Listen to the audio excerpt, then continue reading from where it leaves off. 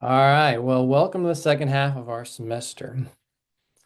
Much of what you do for assignments that you turn in the second half of the semester is something that's going to take place outside of our classroom time.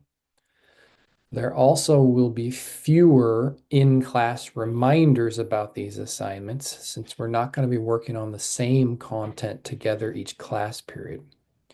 So pay attention to your Canvas calendars. And make sure you're working ahead, not waiting till the last moment to be able to engage with the activities. So I want to give you a overview of what those activities are. You have the written instructions on Canvas, but sometimes a little explanation can help to clarify some of those points. Also, if you end up with any further questions, be sure you ask questions so that you feel confident and competent in completing all of the tasks that are up ahead of you for the second half of the semester. We will have almost daily some kind of assignment that you are turning in. It's really a very brief pre-work assignment just to be prepared to listen to interact with, and to ask questions of the presenters from all of the different career pathways that we're going to see. So those do not show up in your calendar on Canvas. Those are on your weekly page. So you need to remember to continually go back to our class page and see what we're doing and what you're responsible for bringing each day. So that's my first encouragement. Let's start in on looking at some of these upcoming assignments. First, we've already talked a little bit about the Quincia assignments. We had Logan Walton come in and talk with us in class. And one of the tasks that we now have ahead of us is the writing of your own new, fresh resume. You should be completing this resume in Microsoft Word or in Google Documents or wherever. You can house it wherever you want, but then you'll be submitting it through Quincia. Now, remember, Quincia is an AI platform that's going to continue to evaluate your work based on its selection criteria, and it is the same or very similar to the AI software that's going to be evaluating your work as you submit applications for grad schools and for jobs in the future. Remember, the goal of this resume is to get you in front of a person. The goal of the resume is not to get the job, but instead to get the interview. If we can't get you, or if you can't get yourself represented well enough on paper to make it past the computer, you are not going to have a good chance at all of getting into the grad program or the career path that you want. So, while this may seem like a somewhat inconsequential task, it's really an important one long term for you to continue to develop and continue to keep updating and adding content to your resume. That doesn't mean everything you add into your master resume is what you're going to submit to every job or to every grad school. But the more you keep track of what you're doing, the easier it is to edit rather than to try to recreate 2 or 3 or 4 years after you've done something. Quincia, the resume is going to be the one that you don't like the most. It's going to be the one that you're more likely to be redoing multiple times to get up to the score that you want. You can see in the instructions down here that the standard is set. So your standard score is 150. If you reach 150 via Quincia's evaluation, you get 10 out of 10 points. You can see this sliding scale that if you get 100 to 149, you're going to earn 8 out of 10 points and on down. So you can continue to do this as many times as you want, and you can quit whenever you're happy with the grade that you have. Our CAP offices have staff that are willing to help you out with this. That doesn't mean they're willing to write your resume for you. So you need to come in with your resume and you need to come in with as much detail and information about your past experiences as possible. It's probably best that you run your initial resume through Quincia once at least, and then bring those results to them so that they can work with you to continue to refine and improve those kinds of things. You can submit that assignment as many times as you want, and you have to turn nothing into me. At the end of the semester, I will go into Quincia and pull your grade, your value, whatever score you earned on your resume, from the Quincia website myself. And based off of whatever score you earned, I will be awarding you points based off of that sliding scale you see there. It is one that students who wait till near the end regret doing that because it is not one you typically do just one or two submissions. More frequently, students have a challenge with this particular assignment, and I want you to understand why that challenge is there. The next is one that's going to go much quicker. It's also through Quincia, but this is going to be your mock job interview. So it's like a pretend job interview through the internet, which is the way many of your grad schools and your first interview. Most jobs have an initial screening interview if your resume has made it through to the hiring manager or to the hiring committee. That committee or that individual will often have a short or brief interview via Zoom or some other electronic platform with the 4 or 5 or 6 candidates that they've narrowed it down to, so they can try and get it down to 2 or 3 candidates that they want to bring on site and have a much more extensive interview with. So you're going to be practicing that skill, doing interview questions across the internet. It is all AI. It's not a person that you're interacting with, so you don't need to be overwhelmed or concerned about that. It will be asking you very generic healthcare type questions since you're a kinesiology student. It's not expecting you to have a great depth of knowledge. It's instead paying attention to your mannerisms, your tone, your behavior, your vocabulary, etc. So this is one that you will like much better because after each question, they typically give you feedback on how to improve so that you can do better on the next question. And very frequently, students only choose to do this once or maybe twice if they're trying to get a higher score. It is not one that I recommend you putting off, but it is also one that I don't think that you're going to be super frustrated with. Here's kind of an outline of what the rest of our semester is going to be looking like. You can see the points along this timeline representing the upcoming assignments that we have. And because this video is being used for multiple semesters, I have removed the due dates from this slide and the upcoming slides, and you just need to check Canvas and your syllabus will both have the appropriate due dates. This is more an explanation of what the assignments are. So, one of our first assignments is planning out your path.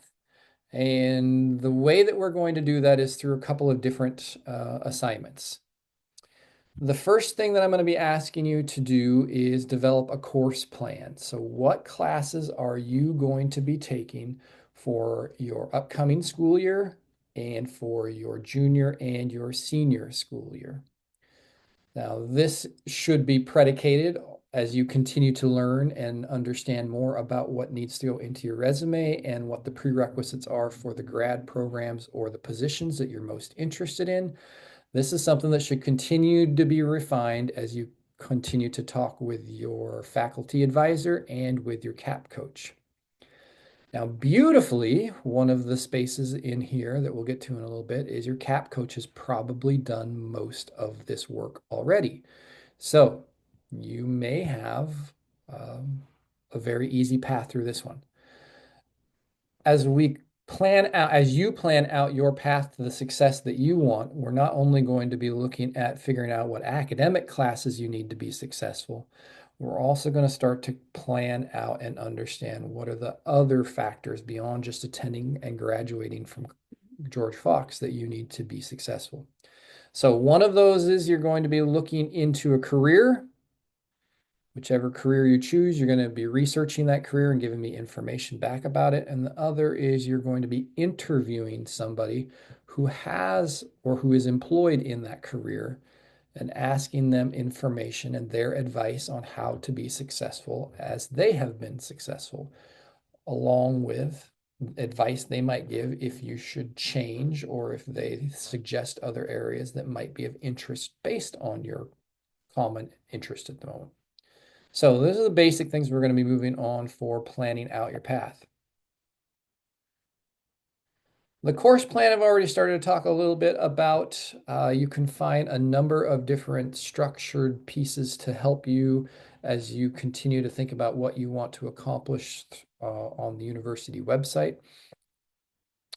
We also, as you know, your CAP coach, or as I hope you know at this point, your CAP coach also creates what they refer to as a roadmap for you. Now, roadmap's a generic recommendation on how classes should probably proceed for you based off of the very general information that you've given them at the outset when you applied to the college. Now, you may not even remember what you said you wanted to do when you applied to the college, so you need to make sure you're contacting your CAP coach and talking with your CAP coach across the entire time that you're here at George Fox to keep updating them about what are you doing, what are your plans, what courses have you taken, and what courses did you postpone or you plan to do at a later date that may have shown up in the roadmap on one semester but did not get completed at that particular time. So, best case scenario for you is go talk to your CAP coach and have them forward or give you access to your roadmap. If you have your roadmap, that is the assignment. You can submit that roadmap, and that is the assignment. I also encourage you to be going and talking to your faculty advisor who has a different role.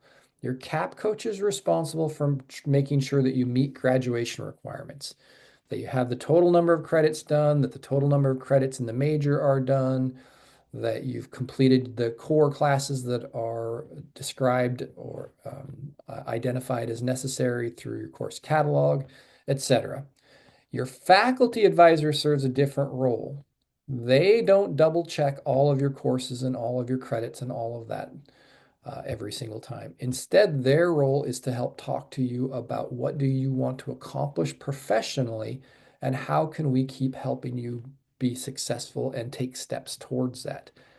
Now, that clearly does include thinking about classes and what classes are a better progression and what classes are a better fit based off of what you're individually interested in. But it also includes all the co-curricular stuff and field experience and internships and all of those types of things. So you should be going and talking to your faculty advisor this semester so you start to build that relationship and just be comfortable talking with them as well. Okay, so where it says you cannot just cut and paste on this particular slide, that's inaccurate. It would be accurate. I don't want you just cutting and pasting off the internet. But if you get your roadmap from your CAP coach, I don't expect you to do any more. That is the best recommendation you have at the moment. But make sure you're talking to your CAP coach about what is it that you want to be accomplishing so they can make adjustments to it then to make it as unique and individualized to your goals as possible. Your career paper. Your career paper is going to ask you to investigate more about the career that you're most interested in right now. Now, if you're interested in multiple different things, you just got to pick one. So this is an investigative paper. You're going to be telling me a little bit about how this aligns with your strengths, your values, and your purpose, but you're also going to be telling me about the career itself. What do you need to be eligible for entry-level position?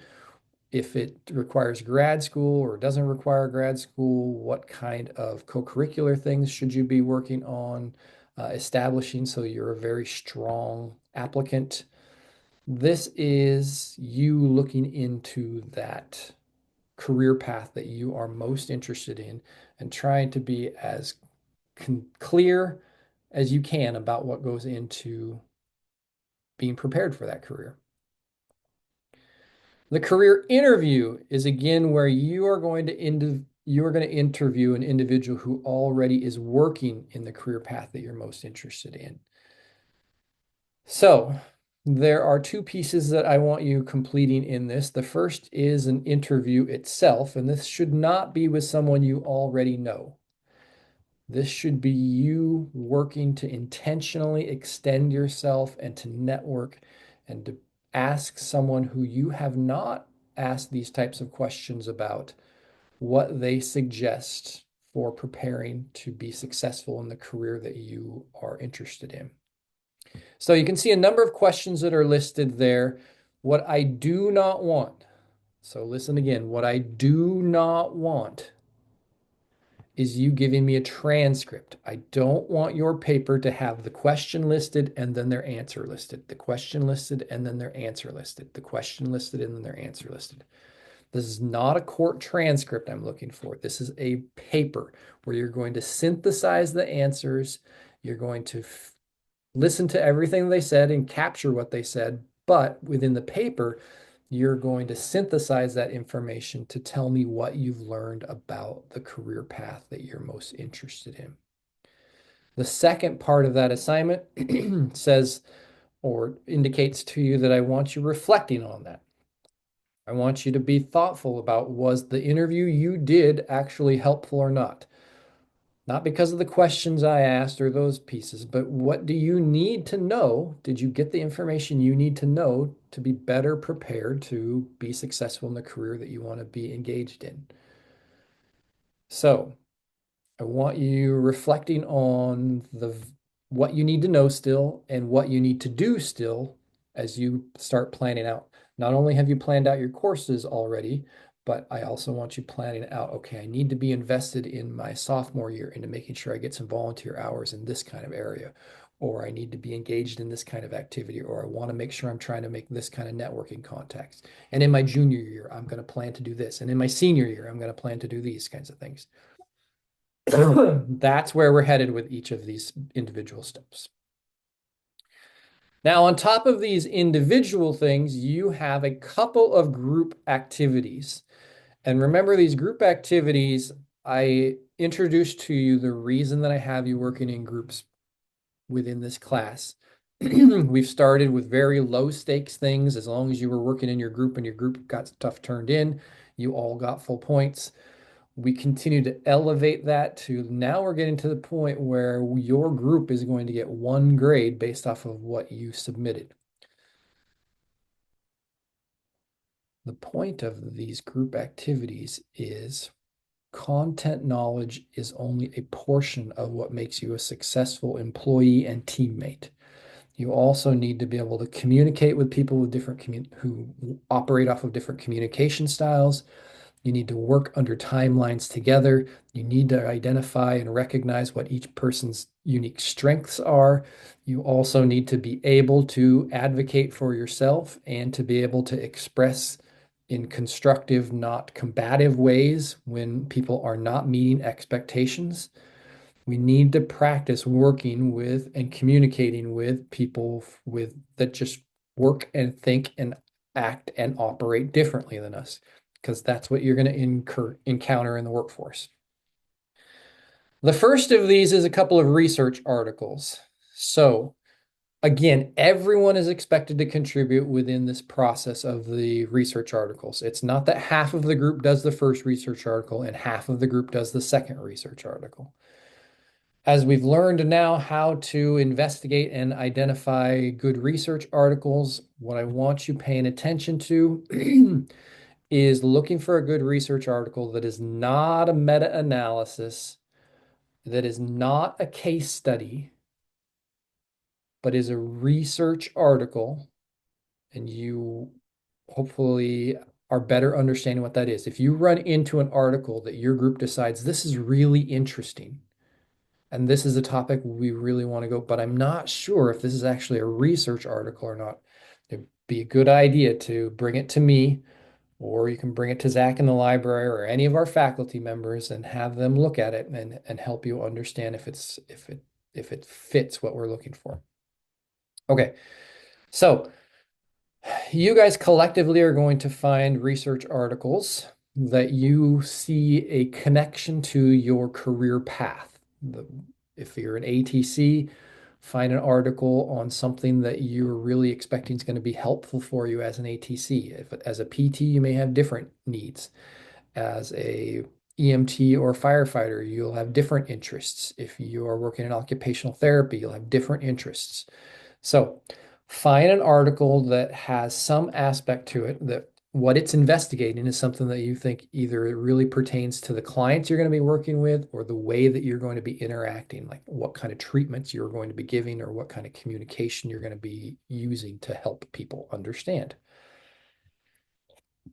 Together, you're writing a one-page review of the article along with a short summary reflection.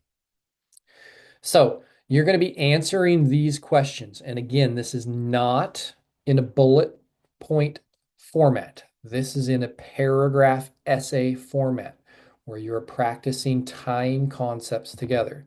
So if your group submits stuff in a bullet point format, you will be losing points. But what I want to know is what were the researchers trying to test? That is what we refer to as their hypothesis. We're also going to be looking within the research article. The introduction portion of a research paper is going to tell you what's been done around that topic in the past. The methods section of your research article will tell you how did they test this hypothesis. The results and discussion section will tell you what did they find. And then you will be telling me the other types of, you'll be answering the other prompts that are here. Why did you guys pick this article? Why did you think it was interesting? And how do you think it's going to be useful? You may be asked to take on roles of leadership where there is an individual who's the primary moderator and the primary writer. If your class is asked to fulfill those roles, those will be clearly articulated to you. But every group is going to be making sure that at the end of this, they're providing an accurate citation referencing the article that you read using AMA style. So we learned that from Zach as well.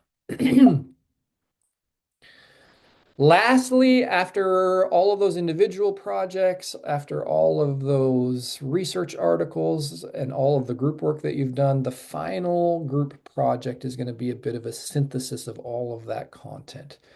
Now, Canvas is going to give you significantly more information, although this is a large portion of the instructions off of that. But you're going to be producing two basic products. The first is your group together is going to be creating an 8 to 10 minute video that is a synthesis of all of the work that you each individually and collectively have done across the semester in looking into your career pathway. So you will tell us in your 8 to 10 minute video about what you've learned. You'll be telling us about what people should be doing from a co-curricular standpoint, what people should be doing for what are clearly important or key courses, what are professional organizations, what are ways or spaces or people to network with or from or through. Anything you really think is truly important advice in moving forward in the professional goal or career path that your group is pursuing is what you are sharing in this video.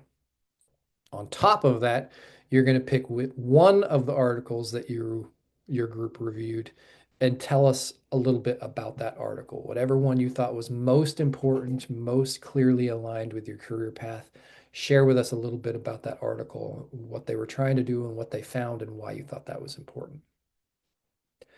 What we'll be doing with these videos is we're going to be sharing them and we'll have other classmates watching and responding to your product, and you will be watching and responding to other people's products.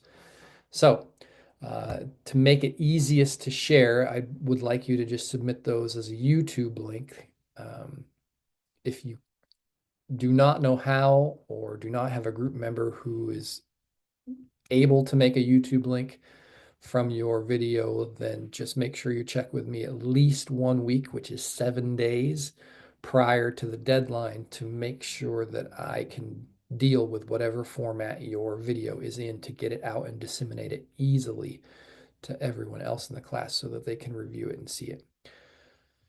The second thing that your group is going to be providing is a description of what each person did and what each person's role was and how well they did that work. So you are going to be evaluating each other and you're going to be seeing each other's evaluation of you and your work. So please, as early on as possible, be setting clear expectations of each other, be setting timelines and deadlines and make them well ahead of what the assignment deadline is so that you can just continue to grow and adapt and adjust and communicate effectively with each other about, okay, this is what needs to get done and here's what's going to happen and who's going to do what. That is an overview of all of the assignments that we have coming up ahead of us, or at least all of the major assignments that we have coming up ahead of us. Thanks for spending time with me.